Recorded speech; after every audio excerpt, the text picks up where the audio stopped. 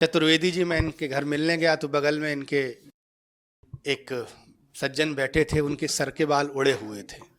तो हमने उनसे पूछा, मैंने कहा ये क्या दिक्कत हो गई? बोले कुछ नहीं, ये सतना के आसपास के पंडित हैं, ये सब उनकी करामात है। चतुर्वेदी जी बगल में बैठे थे। मैंने कहा क्या चक्कर हुआ? तो भाई ने बताया कि हमने जो सारे मोहल्ले में गोत्र वाले पंडित रहते थे, तो हमने कहा कि आप जब मिलने आओ तो मेरे सर का एक बाल उखाड़ो और अपना गोत्र बताओ। तो पहले दिन एक आए, उन्होंने एक बाल उखाड़ा, बोले मैं बेदी। दूसरे दिन आए, उसने 2 बाल उखाड़े, मैं द्विवेदी। तीसरे दिन एक और आया, 3 बाल उखाड़ लिए, मैं त्रिवेदी। चौथे दिन आया, 4 बाल उखाड़ लिए, चतुर्वेदी। 5वें दिन एक और आया, 5 बाल उखाड़ लिए, पांडे। 6वें दिन एक आया, उसने जेब में हाथ डाला, माचिस निकाली, जलाई और सर पर रख दी, बोला मैं अग्निहोत्री। बात हो तो रवि चतुर्वेदी जी का बहुत बहुत स्वागत है। एक बार जोरदार तालियां बजाकर भाई रवि चतुर्वेदी जी को आमंत्रित करें। सतना बघेल खंड का क्षेत्र है। मैं सतना से आया हूँ। बहुत कम लोग जानते हैं कि सतना का नाम रामचरितमानस में उल्लेखित है। एक बार नारद जी को एक कन्या से मोह हुआ, हालांकि हुआ तो अपने आसाराम बाबू लेकिन उस तरह का नहीं हुआ। जब नारद जी को एक कन्या से मोह हुआ तो नारद जी भगवान के पास में गए और बोले इससे छुटकारा का उपाय बताइए। तो भगवान ने कहा कि जपहु जाय शंकर सतनामा, होंगे हृदय तुरंत विश्रामा। नारद जी हमारे घर के सामने कुटिया बना के रहते थे। अगर आप में से कोई इस चरित्र का हो तो कल हमारे साथ चल सकता है। सबका अपना अपना दृष्टिकोण है, अपने अपने दृष्टिकोण से लोग बात करते हैं।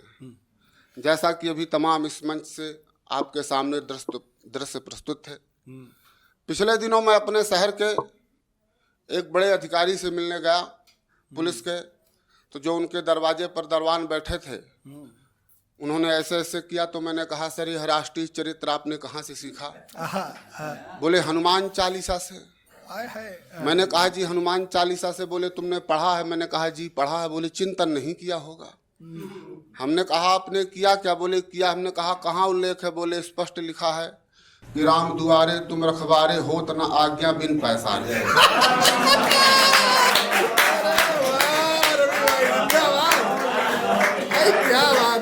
सबका अपना अपना दृष्टिकोण है, अपनी अपना नजरिया है।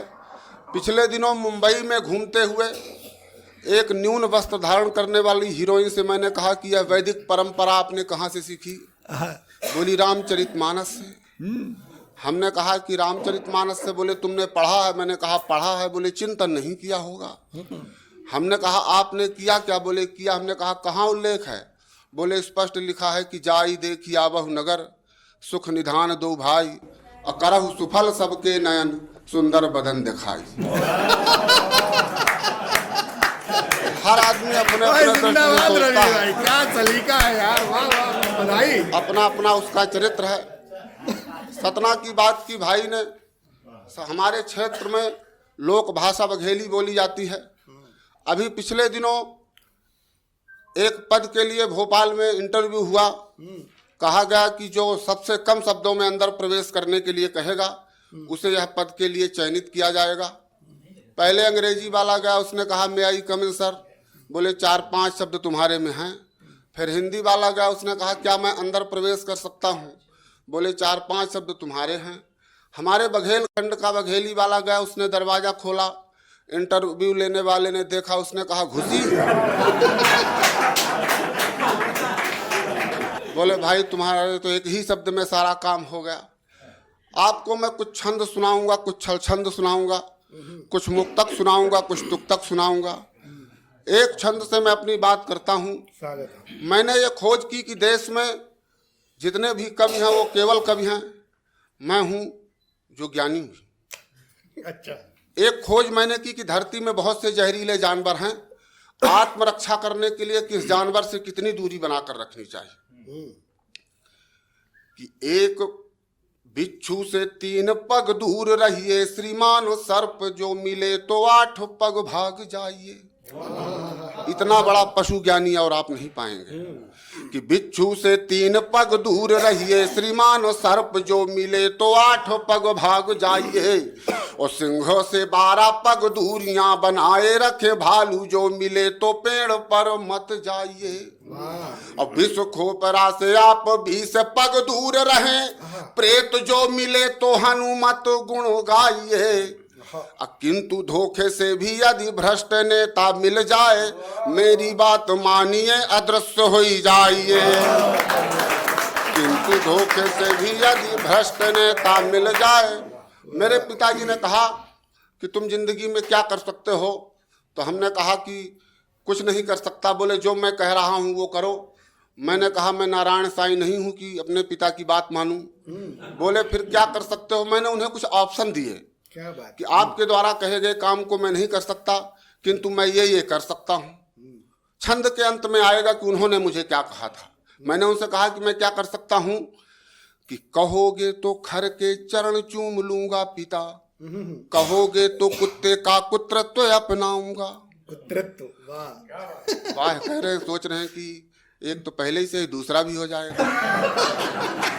कहोगे तो खर के चरण चूम लूंगा पिता, कहोगे तो कुत्ते का कुत्रत्व अपनाऊंगा, कहोगे तो नीचता की सारी हद तोड़ दूंगा और महानीच की उपाधि घर लाऊंगा, कहोगे तो सर्प के बिलों में ही रचूं बसूंगा और सिंह की गुफा में आसन जमाऊंगा। किंतु मेरे पिता आप मुझको तो माफ करे, मैं कभी भी भ्रष्ट राजनीति में न जाऊंगा। किंतु मेरे पिता आप मुझको तो माफ करें, मैं कभी भी भ्रष्ट राजनीति में न जाऊंगा। मेरे पिताजी ने कहा इधर उधर घूमते रहते हो, एक आध बैल ले आओ खेत में काम करने के लिए। मैं एक पशु विक्रेता के पास में गया, मैंने कहा कि बैल चाहिए। उसने पूछा क्या तुम कवि हो। मैंने कहा ऐसा लोग मानते हैं। उसने कहा कि छंदों में बात करो तब मैं तुम्हें बैल दूंगा। जो मेरी बातचीत हुई वहां से एक छंद का मैंने जन्म दिया कि एक पशु विक्रेता से मैंने कहा श्रीमान नीच हो स्वभाव ऐसा पशु बतलाइए। एक पशु विक्रेता से मैंने कहा श्रीमान नीच हो स्वभाव ऐसा पशु बतलाइए। पैर और सींग दोनों एक साथ मारता हो, बाका हो लड़ाका चाहे जिससे लड़ाइए। तो बोला विक्रेता की ऐसा कोई पशु पास नहीं, आप पशुता का यो मजाक ना उड़ाइए। और नीच दुराचारी भ्रष्टाचारी पशु चाहते हैं, श्रीमान संसद भवन चले जाइए। नीच दुराचारी भ्रष्टाचारी पशु चाहते हैं। नमन है मेरे हिंदुस्तान, नमन है मेरे हिंदुस्तान, नमन है मेरे हिंदुस्तान, नमन है मेरे हिंदुस्तान। यहाँ कुछ भूखे पड़े उतान, रहे कुछ हलवा पूड़ी छान। नमन है मेरे हिंदुस्तान, नमन है मेरे हिंदुस्तान। एक मंत्री जी का निधन हुआ तो उनकी आत्मा ऊपर नहीं पहुंची। यमराज हैरान और परेशान। यमराज ने यमदूतों को भेजा, देखे वह आत्मा कहाँ मिली। कि एक मंत्री जी गए जीव यमलोक पहुंच ना पाया। एक मंत्री जी गए जीव यमलोक पहुंच ना पाया। और सांसत में यमराज ढूंढने को यमदूत पठाया। अटके थे कुर्सी में प्राण, नमन है मेरे हिंदुस्तान, नमन है मेरे हिंदुस्तान, नमन है मेरे हिंदुस्तान। और बड़ी बड़ी बातें होती हैं सांप्रदायिक एकता की, लेकिन सच में क्या है कि सांप्रदाय सद्भाव की चर्चा शहर में खुल्लम खुल्ला। सांप्रदाय सद्भाव की चर्चा शहर में खुल्लम खुल्ला। और चौराहे में गर्दा मुर्दी करते पंडित मुल्ला। और लेके गीता और कुरान, नमन है मेरे हिंदुस्तान, नमन है मेरे हिंदुस्तान। और राम राज्य की बड़ी बात होती है। मित्रों, पिछले दिनों हमारे ग्राम पंचायत के सरपंच ने कलेक्टर के यहाँ ज्ञापन दिया कि हमारे ग्राम पंचायत में कोई भी व्यक्ति अनपढ़ नहीं है, और नीचे अंगूठा लगाया। तब मेरी समझ में आया कि गांव में राम राज्य है, कि राम राज्य का गांव में मेरे अजब खिंचा है खाका। क्या बात, राम राज्य का गांव में मेरे अजब खिंचा है खाका। और पिए बिलायती मधुरस अपने झूम रहे हैं काका। और काकी होई गईले प्रधान, नमन है मेरे हिंदुस्तान, नमन है मेरे हिंदुस्तान, नमन है मेरे हिंदुस्तान। और कविता की जो अंतिम पंक्तियां हैं जिस कार्य के लिए समर्पित हुई हैं वो आपकी समझ में आ जाएगा। पिछले दिनों टीवी में एक कार्यक्रम आने वाला था, मैं शायर तो नहीं, जब उसके ऑडिशन के लिए मैं गया तो ऑडिशन लेने वाले ने कहा कि मैं वो व्यक्ति हूँ जिसने उस लाफ्टर वाले को तैयार किया, उस लाफ्टर वाले को तैयार किया। जब मेरा नंबर आया तो मैंने कहा कि आदरणीय, आप इस देश में एक रहीम, एक रसखान, एक कबीर, एक तुलसी पैदा किए होते तो ये देश आप पर गर्व करता। इन जोकरों को पैदा करके आप चाहते हैं देश आप पर गर्व। कविता का धर्म क्या बचा?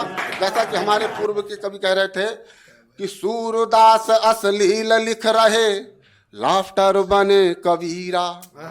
सूरदास अश्लील लिख रहे, लाफ्टर बने कबीरा। और नीरस कविता रस खानों की, दाम भक्ति में मीरा। और तुलसी देख देख हैरान, नमन है मेरे हिंदुस्तान, नमन है मेरे हिंदुस्तान, नमन है मेरे हिंदुस्तान। और एक मिनट का ये सुनाता हूँ। भाई हमारे उत्तर प्रदेश से आते हैं। उत्तर प्रदेश में बूचड़ खाने बंद हुए तो बहुत से लोग बेरोजगार हुए, और बिहार में शराबबंदी हुई तो बहुत से लोग बेरोजगार हुए। दोनों रोजगार की तलाश में दिल्ली में मिले, और जब दोनों की जो आपस में बातचीत हुई, वहां से मैंने 2-3 बंद का एक गीत लिखा। वो कहते हैं कि पीना छोड़ आए हैं, पिलाना छोड़ आए हैं, पीना छोड़ आए हैं, पिलाना छोड़ आए हैं। तो वो कहते हैं कि खाना छोड़ आए हैं, खिलाना छोड़ आए हैं। हमारे वर्तमान प्रधानमंत्री ने पूर्व प्रधानमंत्री जी को कहा कि ये बाथरूम में भी रेनकोट पहनकर नहाते हैं। तब मुझे लगा कि ये तो बहुत खतरनाक बात है। सुना है जब से पीएम की नजर है बाथरूमों में, सुना है जब से पीएम की नजर है बाथरूमों में। ये सच मानो उसी दिन से नहाना छोड़ आए हैं, ये सच मानो उसी दिन से नहाना छोड़ आए हैं। और दादा के यहाँ गया तो दादा छत में टहल रहे थे। जब नीचे आए तो मैंने पूछा कि कारण क्या था। उन्होंने जो बताया, शायद इससे इनकी चरित्रावली भी कुछ पढ़ी जा सकती है कि शायद कोई चिड़िया फंसे फिर से शिकंजे में, शायद कोई चिड़िया फंसे फिर से शिकंजे में।